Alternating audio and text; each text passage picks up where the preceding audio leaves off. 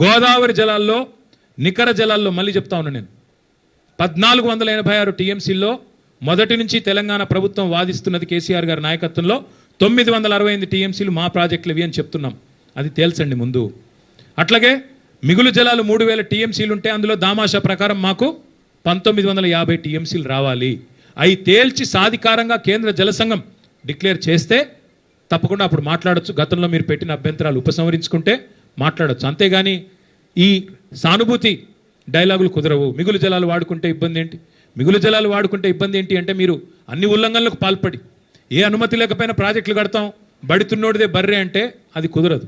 మీరే కదా ఉత్తరాలు రాసింది కాళేశ్వరానికి వ్యతిరేకంగా, మీరే కదా ఉత్తరాలు రాసింది సమ్మక్క సాగర్కి వ్యతిరేకంగా, మా సీతారామ ప్రాజెక్టు ఖమ్మం జిల్లాకు వ్యతిరేకంగా.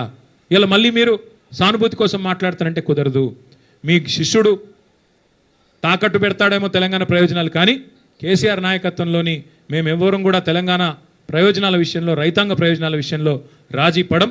తప్పకుండా ఈ విషయంలో కేంద్ర ప్రభుత్వాన్ని కూడా నిలదీస్తాం.